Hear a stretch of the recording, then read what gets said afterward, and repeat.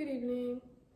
Picture this. You're scrolling through social media and you see a character with a mental health disorder. Violent, irrational, and unpredictable. Now consider how many people watch this and believe that that's how mental health illnesses are truly represented. This is how the media shapes our perceptions. In fact, media researcher Dr. Naveed Salah finds that the stigmatization of mental illness is so entwined with the media that researchers have used newspaper articles as a proxy metric for stigma in society.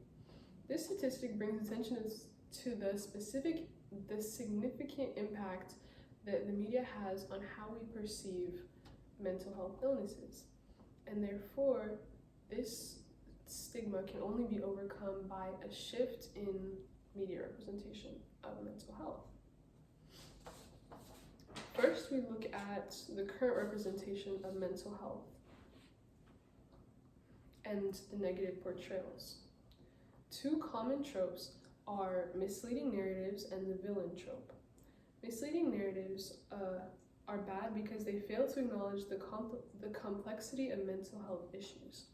Similarly, the villain trope is when characters with mental health issues are portrayed as evil or destructive, ergo the villain. In the image provided by Screen Rant, the 1950s film The Three Faces of Eve represents the dissociative identity disorder, but it's criticized because it doesn't fully represent all the facets of the disorder. The villain trope, the effect of the villain trope is that people with mental health issues are considered dangerous, which isn't necessarily true and only perpetuates negative stigma. Next, we look at how media platforms can have an impact on the current representation of mental health in the media. Sujaya Balachandran, a woman in public policy fellow with the Center for Women in Government and Civil Society at SUNY Albany's Rockefeller College, finds in her article that recent trends relating to self-care on platforms like TikTok and Instagram are too superficial to actually care for the general well-being and are more rooted in things like capitalism and marketing. The effect of this is that it downplays the actual treatment of mental health issues and well-being and can perpetuate pre-existing mental health issues by doing so. The general negative impacts on society of the misrepresentation of mental health that is currently happening in the media is that it prevents people who are in need of help from asking for it. It instills fear in others based on a lack of education on how such mental health issues can arise, and it increases the feelings of isolation. Now that we've seen the harmful effects of misrepresentation, let's explore how the media also has the power to change these narratives. According to the article written by Hao Zhang and Amira Firdaus from the Department of Media and Communication Studies at the University of Malaysia, mental health disorders are commonly regarded as public health issues, and news media is the primary source of information related to psychological and mental health issues. Since news is such a widely regarded source of information, it's critical that the content they release is factual and does not perpetuate negative stereotypes. In general, the influence of the media includes that it is a source of widespread communication between people globally, and therefore it also generates our thinking processes. And therefore, it has an ethical responsibility to prevent the misrepresentation or skew of information regarding the representation of mental health, because otherwise it can contribute to worsening mental health conditions. That leads to how the media also has a role in social change. Similarly to the image provided by the Mediaplex, One historical example of the media shaping opinions is in the AIDS crisis of the 1980s. The compassionate and empathetic way that the information during that time was conveyed led to improved healthcare policies and public awareness. This leads to how change in media representation can occur.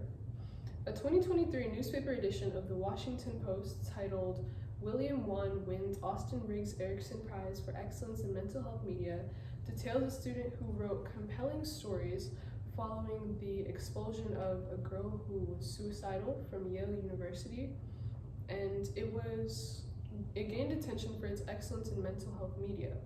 The impact of his writing also included that it included mental health awareness, of course, and it led to the implementation of a promising new mental health center at the school. And it just goes to show how journalism can lead to social change, and it can have a big impact on mental health awareness. In general, the benefits of the positive representation of mental health in the media include that it can reduce stigma, because as more accurate representations are used, the media humanizes the experience of those affected by mental health and makes it more relatable to the general public. It also encourages help-seeking behavior as well as increasing awareness, and serves as an educational tool. Clearly, the benefits of positive media representation are far-reaching, but how can we make this change a reality? The answer to that includes raising awareness. Characters in the media can highlight systemic issues such as a lack of accessibility or a lack in the quality of mental health care and treatment, a lack of insurance coverage, a lack of qualified medical professionals, and others. And it can also amplify the voices of people that target such issues, such as legislators and political campaigns. It can also, or another way we can advocate for mental health change and make the positive benefits possible is by promoting healthy practices. In her book titled "From Burnout to Balance: How to Reclaim Your Life and Improve Your Health," accredited author and stress counselor Harriet Griffey explains that burnout is a state of mental exhaustion that is a side effect of stress, which is becoming increasingly more present in our lives as we lead busy schedules and we are on social media more. Being in this state is negative because it can increase the risk of autoimmune and inflammatory disorders such as lupus and rheumatoid arthritis. This information emphasizes the need for transparency about promoting healthy practices in our lives, so as to proactively prevent such issues. Dr. Cynthia Vinnie actually offers an interesting perspective on the impact of social media on our mental health.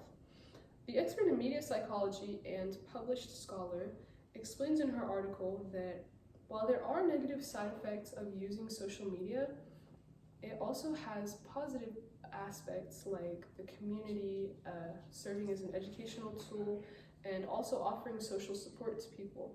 So while she agrees that we should regulate our social media usage, we don't necessarily need to cut it out of our lives completely. Lastly, we can go about advocating for change in mental health representation by building a broad-based coalition. The Media Act can connect key players such as the government, advocacy groups, and healthcare workers, and the intersectionality between these groups can lead to policy reform and real lasting change. It is up to us to ensure that mental health is treated with the empathy and respect that it deserves.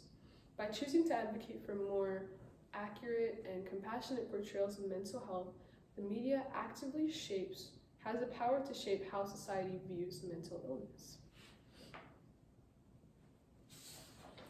In the words of Mike Slade, Lindsay Oates, and Aaron Jardin, we envisage a society in which mental health problems are acceptable and in some ways valued part of the human experience.